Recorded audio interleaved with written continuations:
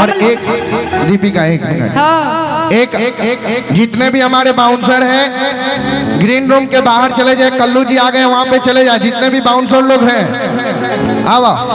हम चाहते नहीं लाइट वाले भैया मानी ओहो एगो लाइट जला दी कि सब यूट्यूबर भाई लोग के दिक्कत होता लाइट में। मत कर मत भूख मत करी जा, चुप चुप करो।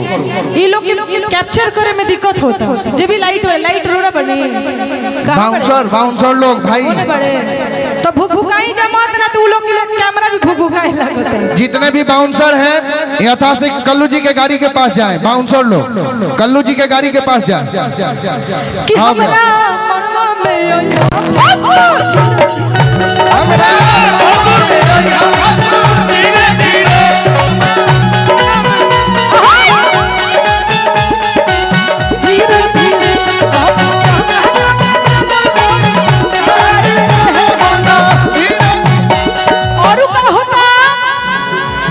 छिपा मजे चोलेली छिपा कैसे मचाला छिपा हे ने छिपा मजे चोलेली मम्मी कनिया के मम्मी छिपा मजे चोलेली मम्मी कनिया के मम्मी आ छिपा मजे जातारी तो का होता तो अपटो मोहरी कोई लो पीछे लाई रहे धीरे धीरे अब तुम्हारी कोई लगी धीरे धीरे जब इतना होता जब कनिया के मम्मी गिरत रही तो उनका के बचावे के आवता तो धावलो धूपलो ओइले दुल्हा के पापा धावलो धूपलो ओइले दुल्हा के पापा दुल्हा के पापा आवत रे का करत रे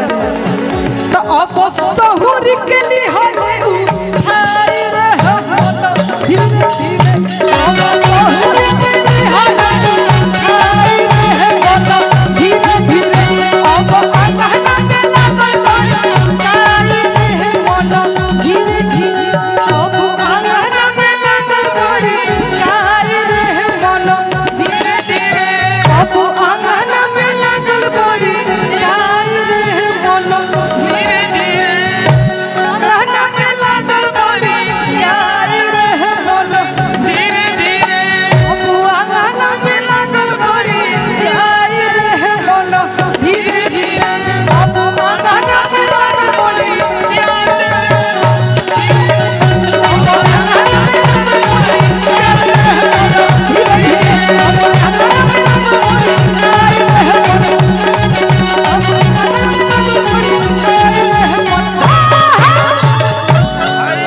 जब इतना होता